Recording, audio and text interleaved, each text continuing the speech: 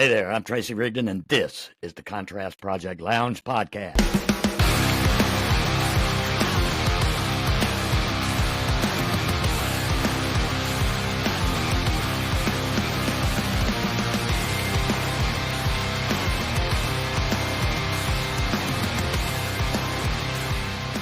Often random, but always relevant, always real, and practically nothing is off limits.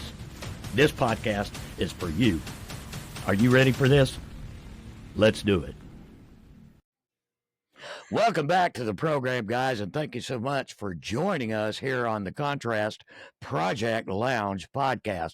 I have joining me today somebody I met a long time ago in Jacksonville, Florida, with my good friend Shelton Hall. We were hanging around and we were talking about, things that are going on in the city and that kind of thing. And we ran into this guy right here, Mr. Raymond Goode.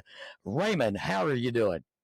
Oh God, I'm doing so great and amazing. That was just a wonderful night. We did cigar lounge. We walked the city. That was just a wonderful night meeting y'all. I know I met you two and started talking to you two, and I said, these are some really smart guys. Well, we were just hanging out, we were actually just out on the town, fucking around, Yeah. hanging around, meeting new people, taking Yeah. pictures, doing stuff, So normally when I come in town, because I stepped out on faith and quit my 3 jobs about 15 years ago. So I uh-huh. literally just go to a new city and with my books, and then I just start walking around. I start walking around, I start talking to people, I started talking about my books, and That's how we met you. That's how we met you. Yeah, that's how you met me. That's how just happened to be walking around, saw 2 cool guys, showed them a book or two, and we had a great conversation. Yeah. Now you're not just a storyteller. You're a multi-medium powerhouse kind of guy. I mean, Yes. What moment made you say, I need to tell this story this way? I think it was after my first book, Traces of You, and it all started with me going through a bad depression and suicidal phase about 15 years ago, and the Lord appeared before me and showed me a vision, and that's when I picked up a pad and pen and started writing. So my first book, I interviewed 50 people with 15 questions and turned their answers to marriage proposal stories. No. Okay. Right? So I know the Lord gave it to me in a mighty powerful way. So I interviewed everybody from 16 to 82. I mean, it was black, white, Asian, gay, straight. It was everybody in this book. And because of the stories are so diverse and come from so many different voices, I'm like, what do I do with this? Because the stories are so different, but they all end in a love form. The creator said that's an Oprah crowd. So December 31st, 2010, I quit my 3 jobs and home and stepped out on faith and traveled to Chicago in hopes of meeting Oprah Winfrey to promote my first book. Go ahead. I was going to ask you about that. The Road to Oprah. Yeah. That's a bold ass title. Now, tell us what that road looks like and what message it's driving home. Well, what it looked like when I started off on that journey, like I ended up I was in the hospital like January 1st, 2010. By January 3rd, my car had broken down. By the end of the first week, January 7th, I was living in a self-storage unit.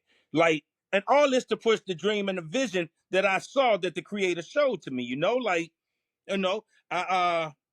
I knew I had a 0% chance of meeting her in my home state in Richmond, Virginia. I had a 1% chance of meeting her in Chicago. I stepped out on faith and I took that chance right there. And I did meet her, but what I come to find out what it really was, fast forward to today, it was me challenging myself and me finding out who I am and my boundaries and what I can do with my talents. So it developed me into me. Yeah, yeah. Now you've written books, Yes, you've directed commercials, yes, you've made films, and yes, produced audiobooks. yes. Uh, Now, how the heck do you decide which medium a story belongs in? Um, it's just an idea that pops into me. I mean, I keep going back to the Lord. Is the best way I can tell you. I go back to the Lord. So through their eyes, which is my Right. third, through their eyes, with every newspaper news story, a story that I heard personally, I put myself in the victim's shoes and I wrote their stories. Um, and when as I was coming out of my depression, suicide, and when I was on my road to Oprah, and I was living in that self storage unit, like I found out that I had the gift of listening to people, because Hmm. strangers would come up and just tell me their stories like out the blue, and like they would tell me the most traumatic parts of their lives, and I had to learn very very quickly that some people they didn't want your sympathy, they didn't want your empathy, they just wanted to tell their stories and keep going on about their day. And Hmm. when their stories were so strong and so powerful, they stayed with me. They stayed with my spirit even when they left. And so those are the stories that I would write down, and give a voice to the victimless. Now, now you've written so many stories and you've done so much work. Hmm. Yeah, what would you say is one of the hardest stories to tell out of your published work, and why? You know what? Be quite honest. I mean, I mean, we're an open podcast on. We can talk any way we want to talk. That's right. So That's right. So one of the stories actually came from out of Jackson. No, I'm sorry, from out of Florida. I ain't gonna say Jacksonville, but out of Florida, Hmm. and it touched me so heavily. It was this Jamaican lady, and she lived in the projects, but all she did was go to work and come home and take care of her son. Right. And the hood saw her like she was uppity. You know what I'm saying? Like she thought that she was better than anybody else.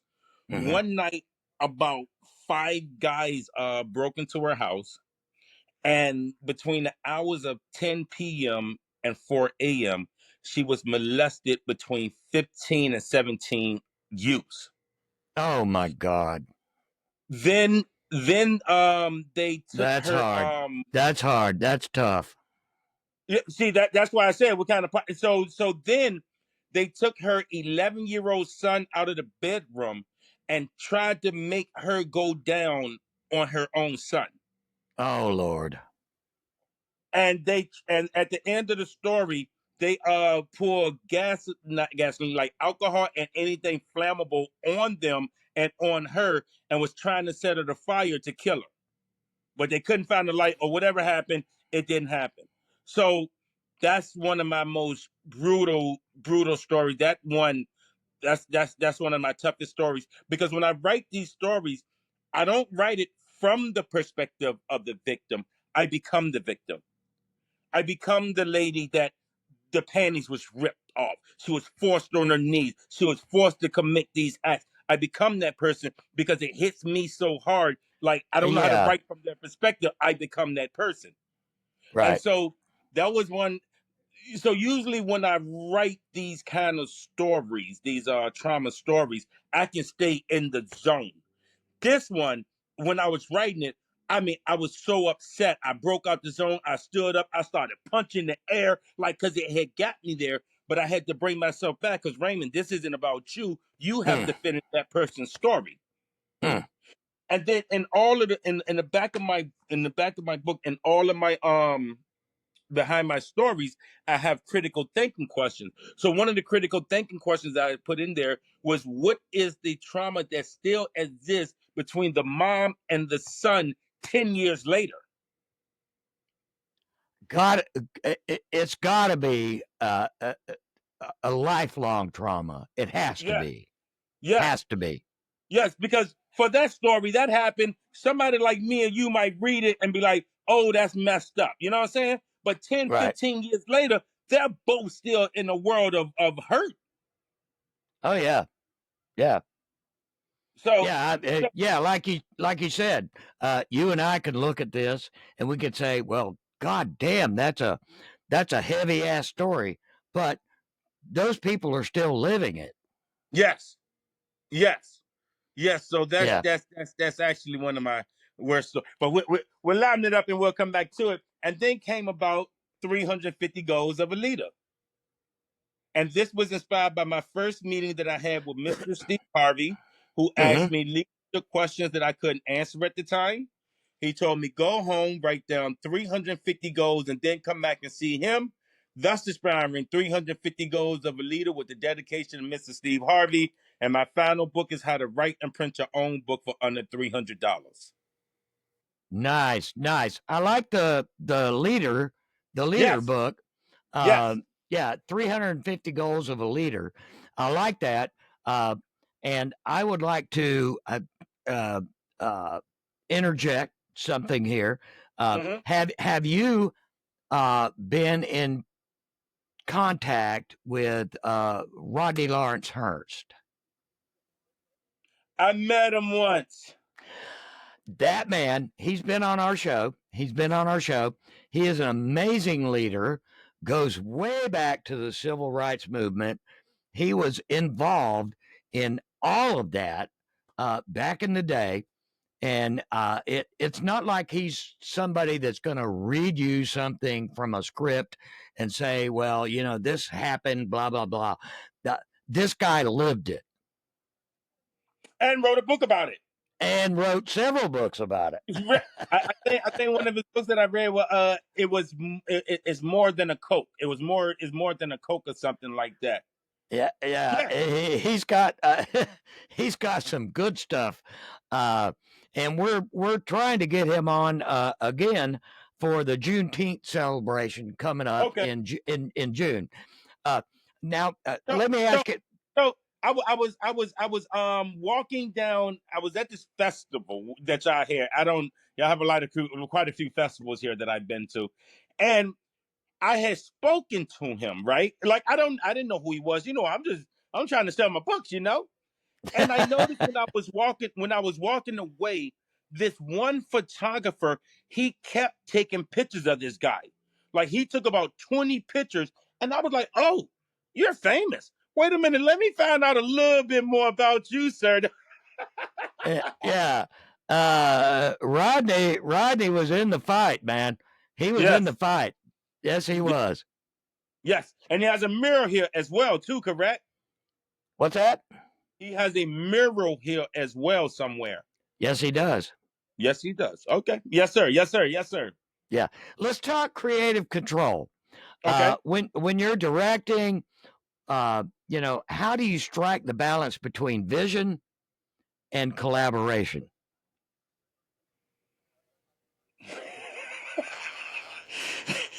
they they better be happy to be collaborating with me. Don't play Hey, collaborate. What? No.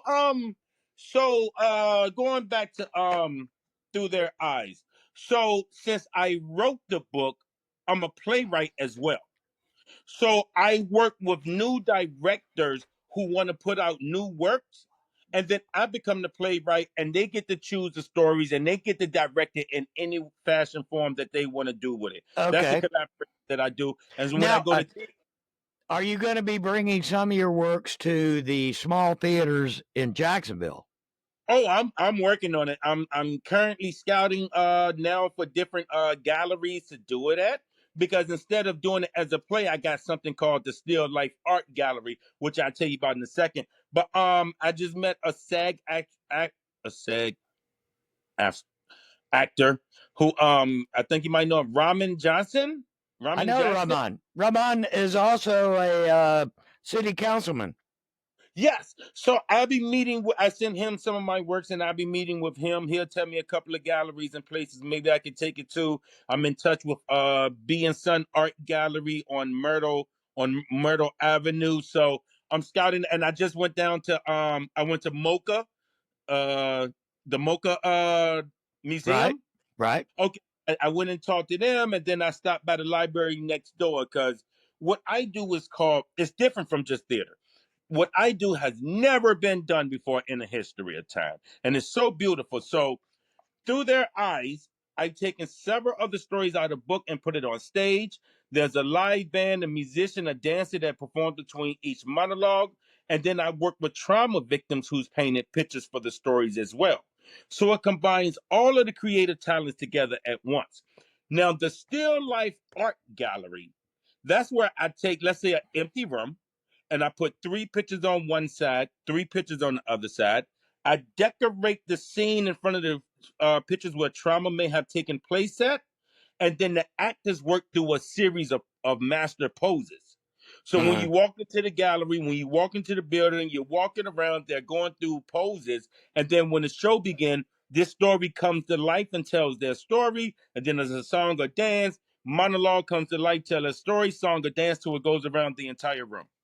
Well, uh, uh, you just mentioned about being an interactive kind of thing. Uh, there's a lot of stuff you could get involved with. There's some small uh, galleries that do exactly what you're talking about. There's a lot of local artists that do exactly what you're talking about. There is an African American dance troupe that that dances down at him. I still call it Hemming Park. It's James Weldon Johnson Park, Mm-hmm. but they do it on a regular basis, and that would be something right up your alley. Yeah, I'm scouting now, and Jacksonville has a plethora of talent here. A, Yeah, yeah. I mean, I can you throw a know, rock to you hit talent. you hear. I hear it all the time. I've been here all my life, and you know what I'm talking about. You hear, people say that there's, no culture or there's nothing going on in Jacksonville, and my answer to that is bullshit. Facts. There's a lot going on in Jacksonville. You just have to tap into it. Yeah. They either just not looking, or they become a product of their environment and keep going to the same places that they've been going to. Yeah, yeah, yeah. Yeah. Now, Raymond, what's one of the most overlooked aspects of storytelling that you wish more creators would take seriously? I mean, it's always character developing, character description, character. You can always stay in that path. I tell you, I used to do people watching, Hmm. and then I would Hmm. write what people are wearing. You know what I'm saying? From the earrings that they have that dangle just below their earlobes, or maybe the white hat that they got half cocked. All that makes a difference. And that when you reading a story or when you're hearing a story, you want to be able to visualize that story while you're hearing or reading it. And I think a lot of people they just kind of speed through the storytelling. They don't take the time to build up. I mean, look, it's a beginning and middle and end to everything. I mean, commercial. Yeah, I love commercials. I love commercials. It's the only time you can have a beginning, a middle, and an end in about 45 seconds. yeah, yeah, yeah. Yeah. Well, marketing has always been about storytelling. And over the last decade or more, I would say 2 decades, marketing has become quite specific in the way they uh, grab people.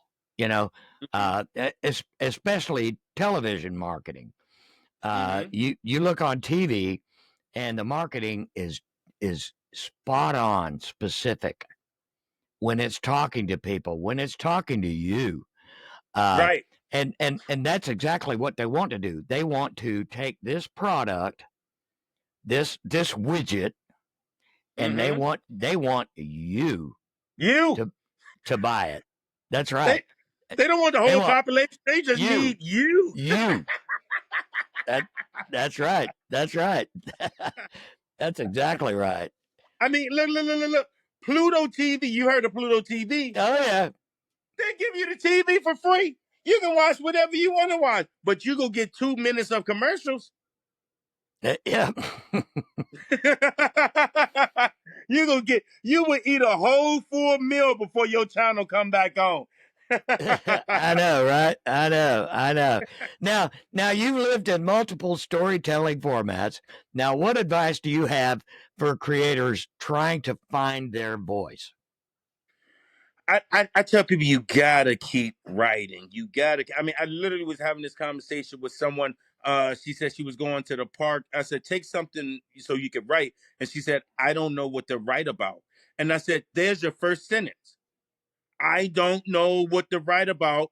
I don't know why I'm here. I don't know what I'm doing. You got three sentences already. You know what I'm saying? Because Sure. it's going to develop into something else. I started off I want to say one of my writing journeys started off with just writing my homeboys in prison, you know? And when I first started writing is, hey, how you doing? Nothing much going on over here. Oh, just chilling. Hey, did you know that Tracy got in a fight with Jude the other day? Oh, girl, he cut her face. And you know what I'm saying? So, and by the time I was done, I wrote 3 pages and I didn't even think about it because by the time I had to tell about this fight Yeah. that down the street in front of the store, police then pulled up, that's a page and a half right there. I know. I know.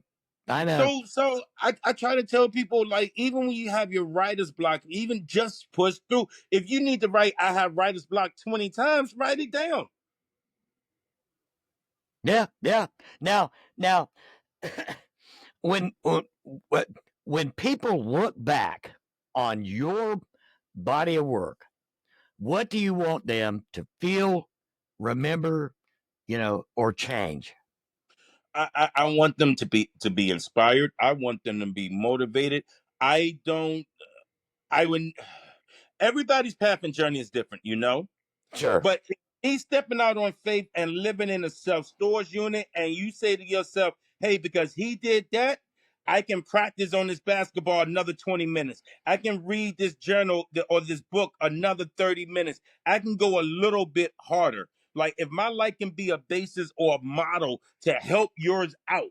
So when you meet me, you can say, hey, because of Road to Oprah, that inspired me to do something. How to write and print your own book teaches you how to become an entrepreneur.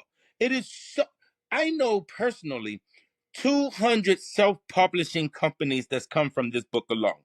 Because once you learn the steps in here, once you done wrote your book and you done learn the steps in here, you know how to do it. So you Sure. bought this book for $5, but you go downtown, you become LLC, you charge somebody else $1,000. Now you're an entrepreneur.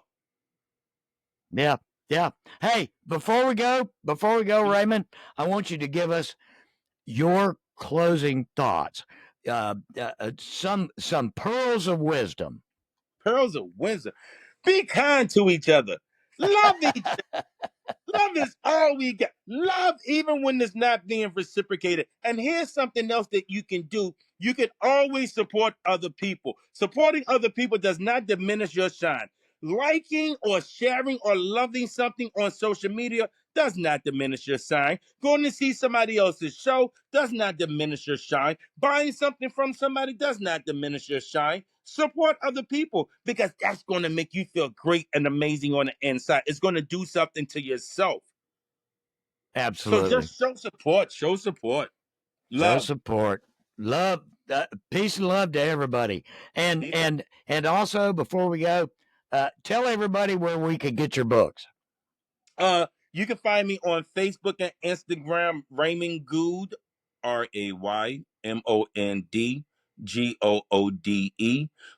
You can YouTube me. You can Instagram me. I'm pretty much all over the place. It's hard not to miss me. And hey, since I've been coming down here, I'm just gonna be quite honest. Hey, thank you, Jacksonville, Florida, for opening your hearts, opening your homes. You're one of my biggest people who continuously buy books, who continuously support me. So that's very, very appreciative.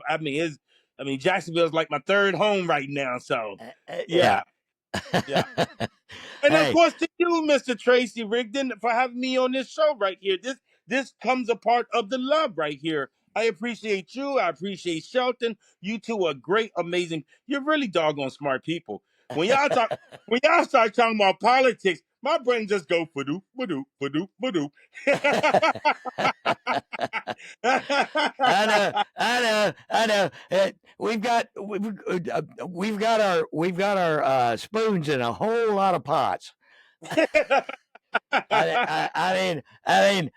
I'm all over the place, you know. So I mean, people confuse what I do on this thing and on the other thing, and on my Substack, and you know all this other stuff.